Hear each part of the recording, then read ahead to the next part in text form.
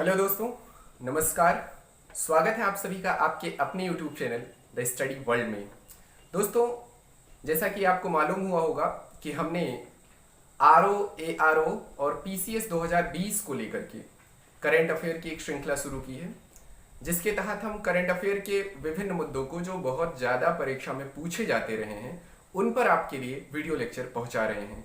तो आज उसी कड़ी को आगे बढ़ाते हुए हमने एक टॉपिक सेलेक्ट किया है और ये इकोनॉमिक्स से रिलेटेड है, इंडियन इकोनॉमी से रिलेटेड है। मैं ऐसा समझता हूँ कि ज़्यादातर छात्रों के चेहरे पर इंडियन इकोनॉमी का नाम सुनते ही थोड़ा सा तनाव आने लगता है, लेकिन आप निश्चिंत रहिए, आपको मैं बिल्कुल भी तनाव में नहीं रहने दूंगा और मेरी कोशिश होगी कि जटिल से जटिल बातों को भी सरल तरीके से समझ लिया जाए। दोस्तों, बजट की और इकोनॉमिक सर्वे की ये दो ऐसी एरियाज हैं जहां से आपके RO, ARO और PCS एग्जाम में सवाल पूछे जाने की प्रबल संभावना होती है और ये ऐसे एरियाज हैं जिन्हें आप इग्नोर नहीं कर सकते हैं। तो मैं ऐसा समझता हूं कि हम क्यों ना इसी टॉपिक को सबसे पहले अपने करंट अफेयर के इकोनॉमिक सेक्शन में हैंडल करें। तो देर ना करते हुए आइए शुरू करते हैं। शुरू करने से पहले जिस बात को हमें पहले डिस्कस करने की जरूरत है वो ये है कि बजट में जो टर्मिनोलॉजी इस्तेमाल हुई होती हैं, क्योंकि हमसे कई सारे मैं जब ऑफलाइन क्लासेज लेता हूँ तो क्वेश्चन ये होता है कि सर ये जो टर्मिनोलॉजी है ये समझ में नहीं आती, इसे रटना पड़ता है, इनके लिटरल मीनिंग क्लियर नहीं होते। तो मैंने ये कॉम्प्लेक्सिटी देखी है जब मैं लाइव क्लास में होता हूँ या जब मैं ऑफलाइन क्लास में होता हूँ। तो मैं चाहता हूँ कि क्यों ना हम वहीं से शुरू करें। पहले बजट के स्ट्रक्चर में जो शब्दों का प्रयोग हुआ है उन शब्दों के मायने समझ लें। सबसे पहला जानते ही आप बजट शब्द, बजट का जो बूजट है वहीं से इसकी उत्पत्ति हुई है और इसका लिटरल मीनिंग जो होता है वो है चमड़े का थैला। दोस्तों, आप जानते हैं भारत में यानी आधुनिक भारत में जेम्स विल्सन साहब के दौर में पहला बजट प्रस्तुत किया गया और स्वतंत्र भारत में अभी तक लगातार हर वर्ष यानी कि हर वित्तीय वर्ष में जो हमारे वित्त मंत्री होते हैं वो केंद्र में यानी संसद में और राज्यों में राज्य का जो वित्त मंत्री होता है वो बजट प्रस्तुत करता है। तो बजट की लिटरल मीनिंग का अगर हम अप्लाइड फॉर्म देखें तो इसके लिए थोड़ी सी पड़ताल और आप कर लीजिए। दरअसल जो बजट शब्द का प्रयोग हुआ है वो हमारे संविधान के अनुच्छेद 112 में हुआ है, जहां पर यह कहा गया है कि बजट जो है वो एक एनुअल फाइनेंशियल स्टेटमेंट है, यानी कि वार्षिक वित्तीय विवरण है, जिसमें सरकार की आय और व्यय का लेखा जोखा होता है। यानी कि बजट वो दस्तावेज है जिसमें सरकार की एक्सपेंडिचर और रिसिप्ट्स का जो ब्यौरा होता है वो लिखा होता है। अब तुरंत ही ये दो नए टर्म आपके सामने आ रहे हैं कि एक्सपेंडिचर है, रिसिप्ट्स है, यानी कि व्यय है और प्राप्तियां हैं। दोस्तों, मैं यहां आपको क्लियर कर दूं कि प्राप्तियों को आय शब्द से रिप्लेस मत करिएगा। आय एक डिफरेंट वर्ड है इकोनॉमिक्स में और प्राप्तियां डिफरेंट वर्ड है। तो प्राप्तियों में क्या शामिल है और व्यय क्या है सरकार का, इसे भी समझना इसी समय जरूरी है। अगर हम सरकार के प्राप्तियों की बात करें तो सरकार की प्राप्तियों से तात्पर्य वो सभी धनराशि है जो सरकार को किसी न किसी माध्यम से प्राप्त होती है, यानी सरकार को प्राप्त होने वाला सभी प्रकार का धन सरकार की प्राप्तियां हैं। इसके बाद सरकार के जब व्यय की बात होती है तो सरकार द्वारा विभिन्न क्षेत्रों में खर्च किया गया जो धन है उसे हम सरकार का व्यय कहते हैं। यानी कि प्राप्तियां मतलब सरकार द्वारा प्राप्त किया गया धन और खर्चे मतलब सरकार द्वारा व्यय किया गया धन। अब इसके बाद इसमें भी फर्दर क्लासिफिकेशन होती है। नेक्स्ट क्लासिफिकेशन जो होती है वो होती है राजस्व प्राप्तियां और पूंजीगत प्राप्तियां, यानी कि रेवेन्यू रिसिप्ट्स और कैपिटल रिसिप्ट्स। और ऐसे एक्सपेंडिचर में भी क्लासिफिकेशन होता है रेवेन्यू एक्सपेंडिचर और कैपिटल एक्सपेंडिचर। एक्सपेंडिचर में बहुत डिटेल में आप ना समझे चीजों को तो भी कोई दिक्कत नहीं है, लेकिन रिसिप्ट्स में समझना जरा ज्यादा जरूरी है। तो मैं आपको ये बताना चाहता हूं कि अगर हम गवर्नमेंट की रिसिप्ट्स का फर्दर क्लासिफिकेशन देखें तो फर्स्ट जो क्लासिफिकेशन है वो है रेवेन्यू रिसिप्ट्स का, यानी राजस्व आय का। राजस्व आय से सरकार के मतलब उस धनराशि से है जिसे सरकार को ना तो रिटर्न करना है और ना ये सरकार के ऊपर किसी प्रकार की मॉनेटरी लाइबिलिटी क्रिएट करती हैं, मौद्रिक दायित्व का सृजन करती हैं। अब यहीं पे लगे हाथ डेफिनेशन समझ लेते हैं कि सरकार का जो पूंजीगत प्राप्तियां हैं वो क्या है। तो सरकार की पूंजीगत प्राप्तियां वे प्राप्तियां होती हैं जिनसे सरकार के ऊपर किसी न किसी प्रकार के मौद्रिक दायित्व का सृजन होता है अथवा सरकार की एसेट्स में कमी आती है या सरकार को उसे रिटर्न करना पड़ता है। तो ये आपको याद रखना है, यानी कि क्लियर जो एक डिफरेंशिएशन है वो ये है कि रेवेन्यू रिसिप्ट्स जो होगा उसको सरकार के ऊपर किसी प्रकार की देनदारी का भार नहीं होगा और जो कैपिटल रिसिप्ट्स होगा उस पर सरकार के ऊपर एक देनदारी का सृजन होगा। दूसरी चीज जो बेहद अहम है वो ये है कि जो रेवेन्यू रिसिप्ट्स है उसमें फर्दर आगे क्लासिफिकेशन होता है टैक्स रिसिप्ट्स और नॉन टैक्स रिसिप्ट्स। जो टैक्स रिसिप्ट्स है उसका मतलब होता है कि सरकार को जो करों से आय प्राप्त होती है, यानी कि डायरेक्ट टैक्स और इनडायरेक्ट टैक्स से जो सरकार को धनराशि प्राप्त होती है वो उसकी टैक्स रिसिप्ट्स है। और इसके अलावा जो फीस जो चार्जेज हैं सरकार के उनसे जो उसको धनराशि प्राप्त होती है वो उसकी नॉन टैक्स रिसिप्ट्स है।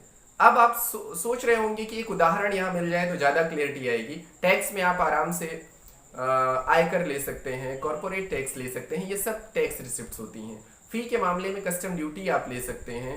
इसके अलावा जो गवर्नमेंट के पनिशमेंट चार्जेज होते हैं उन सारी चीज़ों को आप ले सकते हैं। जो स्टाम्प ड्यूटी होती है ये सब सारी जो है वो गवर्नमेंट की फी के तौर पे जो गवर्नमेंट की रिसिप्ट्स होती है वो होती है। तो ये क्लासिफिकेशन बहुत महत्वपूर्ण था। अब इसके बाद इसी बजट में ही दो तीन और चीजें हैं जो आपको एज ए टर्म आपको समझना जरूरी है। जैसे कि बजट में कई तरीके के घाटे होते हैं जिसमें सबसे प्रचलित और पॉपुलर घाटा है वो है फिस्कल डेफिसिट यानी राजकोषीय घाटा। राजकोषीय घाटा का मतलब होता है सरकार की कुल प्राप्तियों और सरकार के कुल व्ययों का जो अंतर है वही सरकार का राजस्व घाटा है। इसके बाद एक घाटा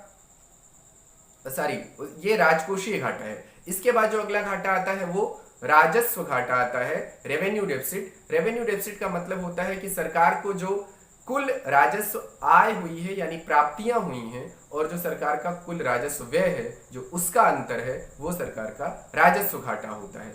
इसके बाद एक और घाटा है जो बहुत प्रचलित है और बहुत इंपॉर्टेंट है एग्जाम की दृष्टि से, वो है प्राथमिक घाटा। प्राथमिक घाटा जो होता है जो सरकार की राजकोषीय घाटा है उसमें से जब इंटरेस्ट पेमेंट यानी ब्याज अदायगी को निकाल दीजिए तो जो घाटा बचता है वो आपका प्राथमिक घाटा होता है यानी प्राइमरी डेफिसिट होता है। इसके बाद एक और घाटे का जिक्र आपकी बार इकोनॉमिक सर्वे में भी दिखा है, वो है प्रभावी राजस्व घाटा। हालांकि इसके बारे में पहले भी जिक्र हुआ है। तो प्रभावी राजस्व घाटा जो है वो है जो सरकार की कुल राजस्व व्यय है उसमें से जब जो पूंजी सृजन यानी परिसंपत्तियों पर जो व्यय सरकार को करना है उस मात्रा को जब निकाल देते हैं यानी परिसंपत्तियों पर जो अनुदान सरकार द्वारा दिया गया है उसको निकाल दिया जाए तो ये प्रभावी राजस्व घाटा होता है। फॉर्मूला बेसिस पे आप ऐसे समझ सकते हैं कि प्रभावी राजस्व घाटा इज इक्वल टू राजस्व व्यय माइनस पूंजी परिसंपत्तियों के सृजन पर सरकार द्वारा दिया गया अनुदान। तो ये रहे सरकार के कुछ घाटे। अब थोड़ी सी आपको कंसंट्रेट करने की और जरूरत है क्योंकि अब हम थोड़ा सा जो बजट के इकोनॉमिक डेटा है स्पेशली जो आंकड़े हैं उस पर आपको लिए चलते हैं।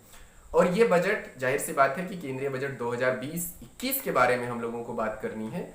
तो अब आइए डेटा के साथ अपने बजट को समझते हैं। जैसा कि मैंने शुरू में कहा कि बजट को दो पार्ट में आप कैटेगराइज कर देते हैं। एक तरफ प्राप्तियां हो जाती हैं, रिसिप्ट्स हो जाता है, और एक तरफ एक्सपेंडिचर हो जाता है।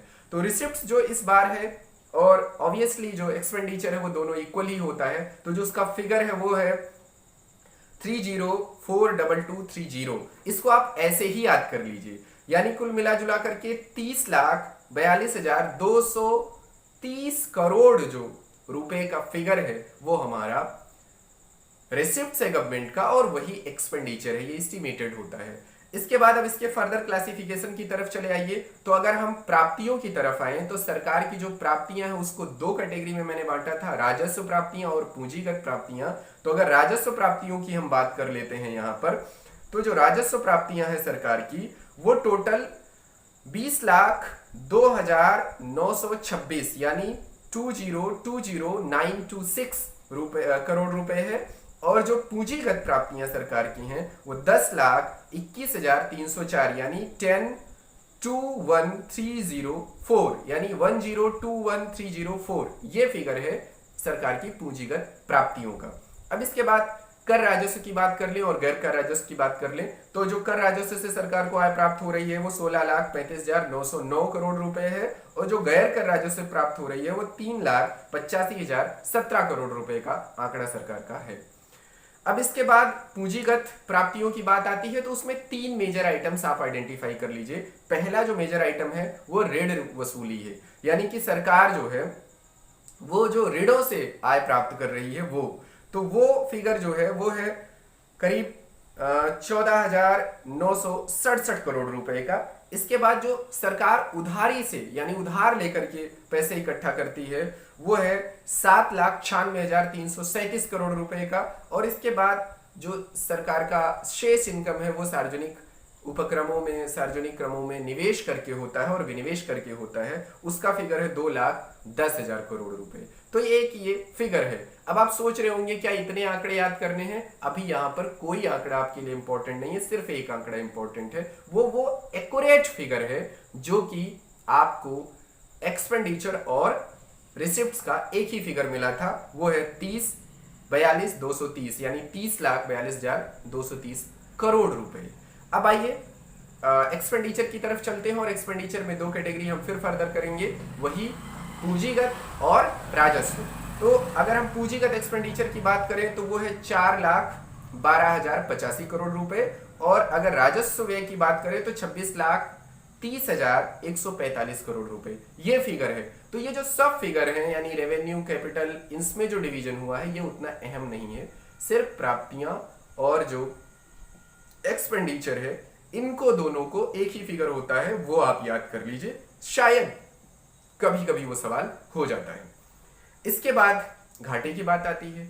अब घाटे की बात अगर करनी होती है तो जाहिर सी बात है, एक जो क्लू मैं आपको देना चाहता हूं वो ये है कि जो घाटा होता है वो प्रायः न्यूमेरिक पोर्शन में फिगर में भी होता है, लेकिन उसको ज्यादातर परीक्षाओं में जीडीपी के प्रतिशत के रूप में पूछा जाता है। तो मैं दोनों फिगर आपको बता देता हूं। अगर हम सबसे पहले राजस्व घाटे की बात करें जिसको हम रेवेन्यू डेफिसिट कहते हैं तो ये है फिगर में, अगर इसकी बात करें तो 6,09,219 करोड़ रुपए है जो जीडीपी का 2.7% है। उसके बाद अगला घाटा जो कि फिस्कल डेफिसिट है यानी राजकोषीय घाटे की बात है। ये राजकोषीय घाटे का जो फिगर है वो है 7,96,337 करोड़ रुपए, ये जीडीपी का 3.5% है।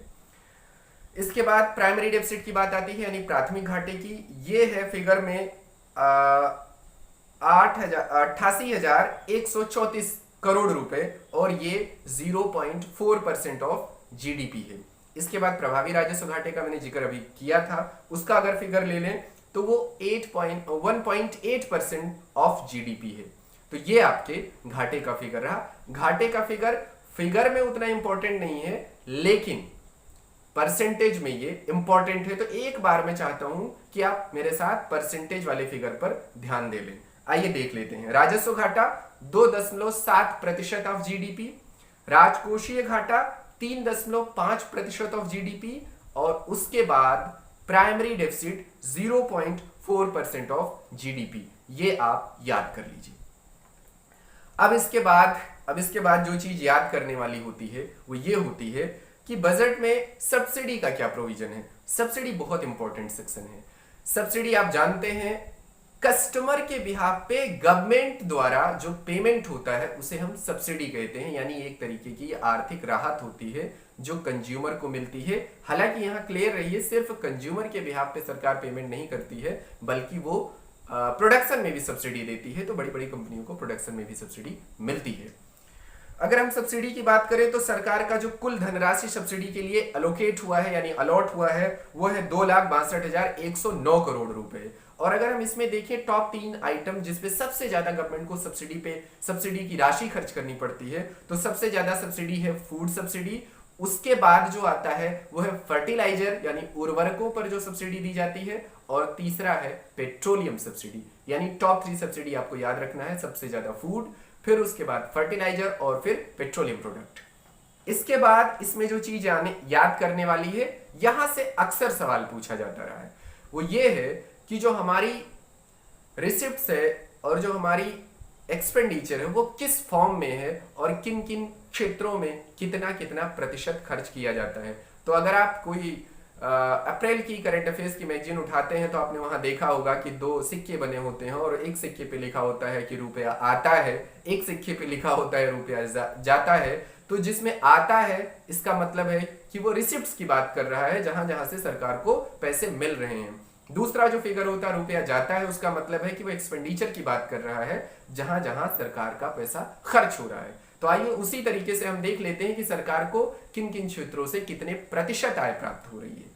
तो सबसे पहले ये कि हम पैसा कैसे सरकार प्राप्त करती है उसको देखें, तो उसमें हमने 4 आइटम्स को कोड किया हुआ है। पहला जो है वो है, जो सबसे ज्यादा सरकार को रेवेन्यू मिलता है वो है उधारी एवं अन्य देयताओं से। यानी सबसे ज्यादा गवर्नमेंट को जो आय प्राप्त हो रही है उधारी और इसी तरीके की रिसिप्ट से। 20p है, और p को आप पैसे में भी बोल सकते हैं, परसेंट में भी बोल सकते हैं, लेकिन फिगर 20p याद कर लीजिए, ये बहुत इंपॉर्टेंट है। इसके बाद जो चीज उसको सबसे ज्यादा रेवेन्यू दे रही है वो है निगम कर, वो 18p है। इसके बाद है आयकर, वो भी 18p है, यानी दोनों का आंकड़ा 18p का है। इसके बाद है जो निगम कर है और जो जीएसटी का आंकड़ा है वो 18 है, और आयकर का आंकड़ा 17p है, 17p है। तो यानी कि आपको ज्यादा नहीं याद करना है, 20p जो सरकार को उधारी के रूप में और अन्य देवताओं के रूप में मिलता है। उसके बाद कॉर्पोरेशन टैक्स है, कॉर्पोरेशन टैक्स 18p है, फिर जीएसटी है वो भी 18p है, फिर इनकम टैक्स है वो 17p है, और इसके बाद अगर आप याद करना चाहें तो उसके पास नॉन टैक्स रेवेन्यू है जो कि 10p के जो फिगर में है वो है। तो ये आंकड़े आपको याद रखने हैं। इसके बाद कहां कहां एक्सपेंडिचर है, तो यहां पे एक्सपेंडिचर पे भी एक बार आप निगाह डाल लीजिए। सबसे ज्यादा जो सरकार का एक्सपेंडिचर है रेवेन्यू का वो है कर, जो कर कलेक्शन होता है, टैक्स कलेक्शन होता है, उसमें राज्यों का शेयर, यानी कि करों में विभिन्न राज्यों की हिस्सेदारी, इसको सरकार देती है करीब 20p के डेटा में।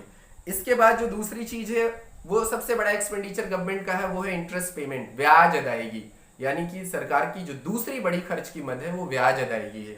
तीसरी चीज है जो उसका सबसे बड़ा एक्सपेंडिचर है वो केंद्रीय योजनाओं पर व्यय है, 13p के रूप में।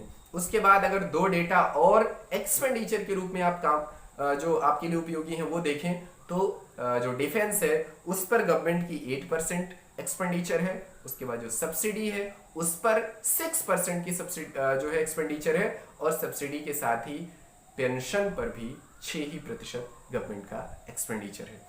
तो ये डेटा आपके लिए इंपॉर्टेंट है। अब इस डेटा को फिगर के तौर पे तो याद रखना ही है, लेकिन कभी कभी कॉन्सेप्ट जैसे सवाल हो जाते हैं, जैसे पहला ना पूछ करके वो दूसरा तीसरा पूछ ले।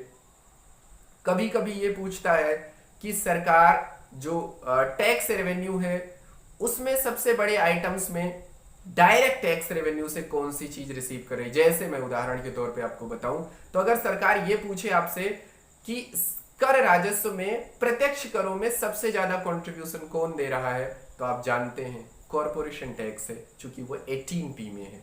दूसरे शब्दों में बोल दूं तो जो ये डायरेक्ट टैक्स और इनडायरेक्ट टैक्स के सवाल होते हैं वो सरकार रेवेन्यू रिसिप्ट्स में कैटेगराइज करके कभी कभी एग्जामिनेशन में पूछ लिया जाता है। तो आप थोड़ा सा डेटा को यहाँ ध्यान रखेंगे, और मैं ऐसा विश्वास करता हूं कि ज्यादा आंकड़े आप ना पढ़ें, लेकिन जो मोटे मोटे आंकड़े हैं अगर आप वो याद रखते हैं तो डेफिनेटली सवाल आपका हल हो जाएगा एग्जाम में। तो ये रही बात बजट की। अब जो आज इस वीडियो लेक्चर का अगला सेगमेंट है वो है इकोनॉमिक सर्वे 2019 और 20, क्योंकि इकोनॉमिक सर्वे हमेशा जो ईयर कंप्लीट होता है उसका आता है, और प्रायः ये जो रनिंग ईयर होता है, चालू वित्त वर्ष होता है, उसके पहले महीने यानी जनवरी में आता है। तो अगर हम आर्थिक समीक्षा की बात करें जो कि हमारी आ चुकी है तो वो किस साल की आई होगी, तो आर्थिक समीक्षा हमारी आई है 2019-20 की, और ये जनवरी महीने में आई है। इसकी जो रिलीज डेट है यानी कि संसद में जब ये पेश की गई है तो वो है 31 जनवरी 2020।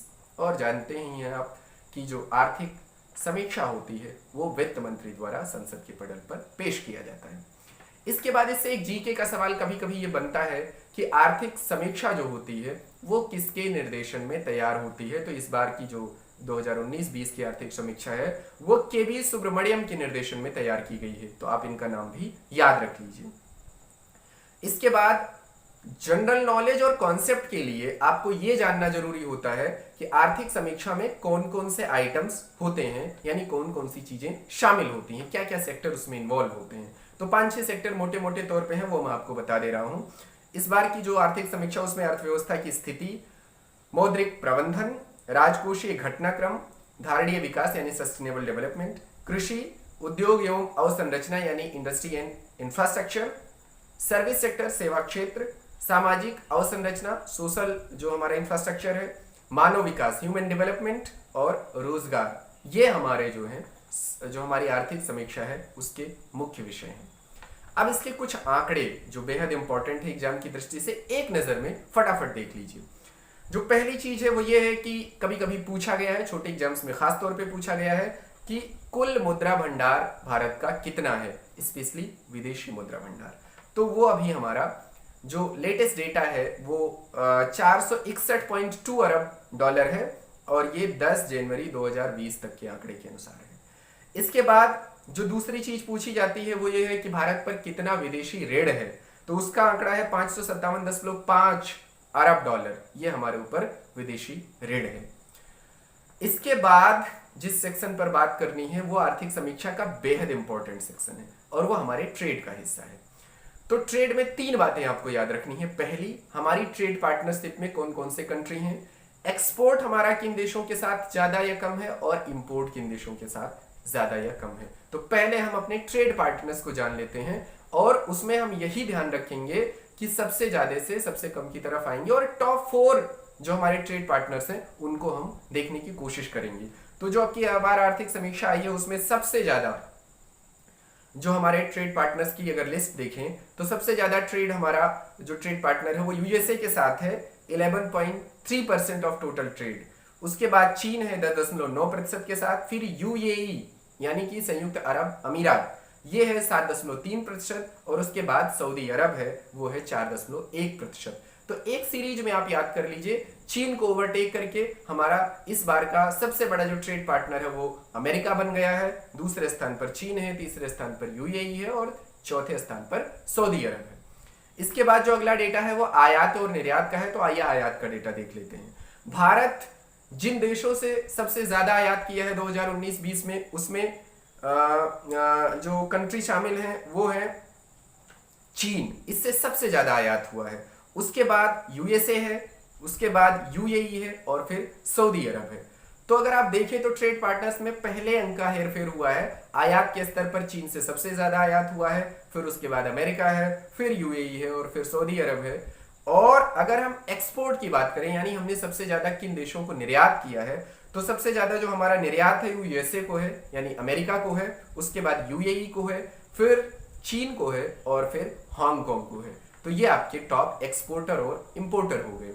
इसके बाद ये देखा जाता है कि कौन कौन से आइटम्स है जिसको हमने सबसे ज्यादा इंपोर्ट किया और कौन कौन से आइटम है जो सबसे ज्यादा एक्सपोर्ट किए हैं। दोस्तों अगर हम बात करें आयात निर्यात के आंकड़े की, तो सबसे ज्यादा जो आयात के आइटम्स हैं हमारी इकोनॉमी में वो है क्रूड ऑयल, ये टोटल इंपोर्ट का 21% है। इसके बाद स्वर्ण है जो कि 6.4% है। इसके बाद पेट्रोलियम उत्पाद है जो कि 5.6% है और फिर कोयला है जो 4.8% है। इसके बाद अगर बात करें निर्यात की, तो निर्यात में पेट्रोलियम उत्पाद 13.7% है, सबसे ज्यादा है। इसके बाद मोती व बहुमूल्य पत्थर हैं जो 7% हैं, फिर औषधि रसायन है जो कि 5% है और स्वर्ण एवं आभूषण हैं जो कि 4.5% हैं। तो ये आपके आयात और निर्यात का डेटा है। इसके बाद जो इकोनॉमिक सर्वे में अगला आंकड़ा आपके लिए बेहद महत्वपूर्ण है वो है जीडीपी के आंकड़े। और जीडीपी के आंकड़े की जब बात की जाती है तो उसमें राष्ट्रीय आय के आंकड़ों में 3 आंकड़े आपके लिए बहुत इंपॉर्टेंट होते हैं। एक तो जीडीपी का फिगर क्या है, दूसरा ये होता है कि जो हमारे पास पीसीआई है वो किस रूप में है और उसका क्या फिगर है, और तीसरा नेट नेशनल इनकम, शुद्ध राष्ट्रीय आय क्या है। तो इसी क्रम में ही हमको देखना है। सबसे पहले हम देखते हैं जीडीपी का फिगर क्या है इकोनॉमिक सर्वे 2019-20 में। तो जो जीडीपी का फिगर है वो है नेट नेशनल इनकम पे जीडीपी के फिगर की अगर टोटल डेटा की बात करें 145.66 लाख करोड़ रुपए। इसके बाद जो दूसरा डेटा नेशनल इनकम के रूप में है, जो नेट नेशनल इनकम का डेटा है वो है 127.33 लाख करोड़ रुपए। यानी कि जीडीपी का जो डेटा है टोटल फिगर है वो है 145.66 लाख करोड़ रुपए, और जो नेट नेशनल इनकम है उसका डेटा जो है वो 127.33 लाख करोड़ रुपए है। इसके बाद जो अगला डेटा है वो है जीडीपी वृद्धि दर का, वो है 4.2%। इसके बाद पीसीआई की बात की जाती है यानी पर कैपिटल इनकम की, और वो डेटा 94,954 जो हमारा डेटा है, यानी कि 94,954 रुपए पर कैपिटा इनकम हमारी डिक्लेयर की गई है। और ये जो पर कैपिटा इनकम का डिक्लेरेशन होता है ये दो इनफैक्ट पूरे जो राष्ट्रीय आय के आंकड़े हैं वो ही दो तथ्यों पर आधारित होते हैं। एक तो स्थिर मूल्य पर और एक होता है चालू मूल्य पर। जो स्थिर मूल्य पर होता है वो साल 2011-12 के आंकड़े के आधार पर है, और जो चालू मूल्य होता है वो उस समय यानी प्रचलित यानी जो चल रहा वर्ष है उसके आधार पर होता है।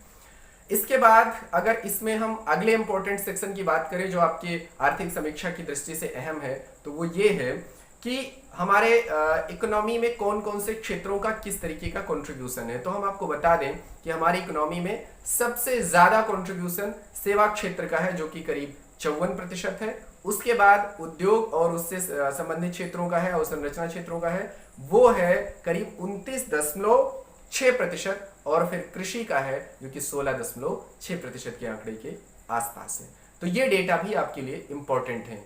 अब इसके बाद सबसे अहम चीज जो कि टैक्स से रिलेटेड है और टैक्स के डेटा से रिलेटेड है वो आपको याद करना है, वो ये है कि हमारा टैक्स स्लैब क्या है। दोस्तों आप जानते होंगे कि जब हर बार प्रत्येक वित्तीय वर्ष में बजट प्रस्तुत किया जाता है तो टैक्स स्लैब में कुछ न कुछ चेंजेज आते हैं, और वो चेंजेज उस समय की करंट अफेयर्स में बहुत महत्वपूर्ण डेटा होते हैं। तो वही जो टैक्स स्लैब है उसी को हमको समझना है। तो बहुत ही आसान शब्दों में मैं आपको बताऊं तो 5 लाख एनुअल इनकम तक आपके ऊपर कोई टैक्स नहीं है। उसके बाद टैक्स स्लैब डिसाइड की गई है, यानी कि 5 लाख तक एनुअल इनकम है तो कोई टैक्स नहीं है। अब उसके बाद क्या टैक्स स्लैब है याद रख लीजिए। 5 लाख के बाद अगर आपकी इनकम 2.5 लाख से 5 लाख के बीच में है तो 5% का टैक्स है। उसके बाद 5 लाख से 7.5 लाख के बीच में है तो 10%, 7.5 से 10 लाख के बीच में है तो 15%, 10 लाख से 12.5 लाख के बीच में है तो 20%, 12.5 से 15 लाख के बीच में है तो 25%, और 15 लाख से अधिक है तो 30% है। ये आपका नया टैक्स स्लैब है। इसके बाद एक टर्मिनोलॉजी जो मैं आपसे साझा करना चाह रहा हूं आखिर में, जो आपके इकोनॉमिक सर्वे में इस्तेमाल हुई है, वो टर्मिनोलॉजी है थालीनॉमिक्स। जैसे इकोनॉमिक्स है वैसे थालीनॉमिक्स है। थालीनॉमिक्स का जो टर्म इस्तेमाल हुआ है वो किस सेंस में हुआ है ये मैं आपको बता दे रहा हूँ। थाली नामी जो टर्म इस्तेमाल हुआ है आपके आर्थिक समीक्षा में वो इस सेंस में हुआ है कि हमारे देश में जो भोजन की प्लेट है उसकी आर्थिक हालात क्या है। तो इस सर्वे में ये बताया गया है कि भारत में खाद्य की स्थिति मजबूत हुई है, खाद्य सुरक्षा की स्थिति मजबूत हुई है, इसलिए थाली पर व्यय घटा है। और उसमें भी डेटा अलग अलग है, मांसाहार पे किस तरीके से घटा है और शाकाहार पे किस तरीके से घटा है। तो ये एक नया टर्म था जो आपसे डिस्कस करना था। आशा है कि ये जो लेक्चर हुआ है ये जरूर थोड़ा सा आंकड़े वाला है, लेकिन मैंने ये कोशिश की है कि आप तक सरल शब्दों में इन बातों को साझा किया जा सके और आपके लिए ये बेहद सरल बनाया जा सके।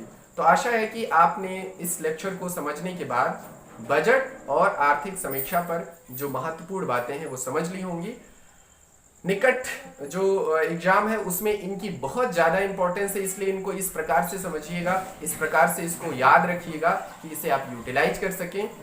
आशा है कि आपको हमारे चैनल से दिए जाने वाले सभी वीडियो लेक्चर से अपने एग्जाम की तैयारी में मजबूती मिल रही होगी। हम अगले वीडियो लेक्चर के साथ जल्द ही आपसे मिलते हैं। तब तक के लिए अपनी तैयारी को मजबूत रखिए और अगर कोई सेक्शन आपको लगता है कि उस पर वीडियो की ज़रूरत है तो कमेंट बॉक्स में आए, उस पर मैसेज करें, मैं उसको पढ़ूंगा और उसको अगले वीडियो में उस टॉपिक को ज़रूर शामिल करूंगा।